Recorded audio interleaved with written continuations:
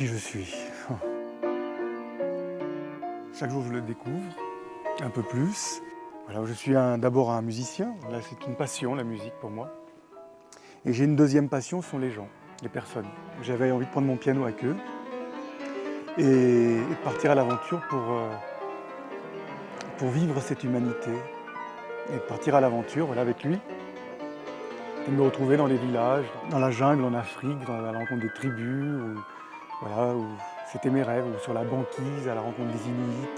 Le public, après les concerts, fasciné par les aventures du piano et du pianiste, chaque fois, il y avait quelqu'un qui venait me voir et qui me disait j'aimerais beaucoup venir avec vous. Ça me travaillait, je me disais comment exaucer ces rêves, ces demandes. Il y a 5 ans déjà, nous avons réalisé un Paris-Dakar en piano. Mais nous, on l'a fait au rythme du regard, on n'a écrasé personne. On a pris vraiment notre temps avec les gens rencontrés. Dans le bus, je me dis, voilà la solution pour amener les gens. Je vais demander d'autres autobus. Et comme ça, on va créer la caravane amoureuse. Donc le principe de la caravane amoureuse, c'est d'aller dans d'autres pays, en fait, en disant « je t'aime ». Dans l'histoire de l'humanité, qu'est-ce qui s'est passé? Quand on est allé dans les autres pays, on n'a pas dit « je t'aime », on a dit « je suis meilleur que toi ». Et le monde, il est en train de mourir de ça, de ce « je suis meilleur que toi ». On meurt tous de ça, les uns les autres, on s'entretue avec ça, à vouloir être meilleur qu'eux. C'est effroyable.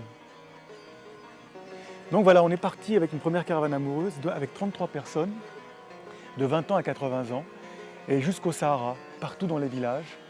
Les gens étaient bouleversés quand on quittait le village, les gens étaient en larmes. On a refait une caravane amoureuse en Roumanie, il y a 1 an et demi, pareil.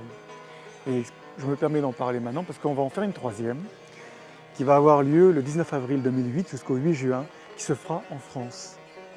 Alors pourquoi en France? En fait, la raison est simple, c'est qu'en 2005, lors des émeutes dans les banlieues, je me suis rendu compte vraiment là de la détresse et surtout de cette violence du regard qu'on se porte les uns sur les autres. Et le problème, c'est que donc on n'ose pas souvent. Quand des gens disent « mais moi j'ai envie de changer les choses », on va te regarder, « mais tu te prends pour qui toi? Puis tu ne changeras pas le monde est pourri, les gens sont pourris ». Souvent, on nous ampute finalement à la fois de notre part de lumière et de nos parts d'ombre. Et l'être humain, c'est ça, c'est cette vastitude, voilà, qu'il est important d'expérimenter.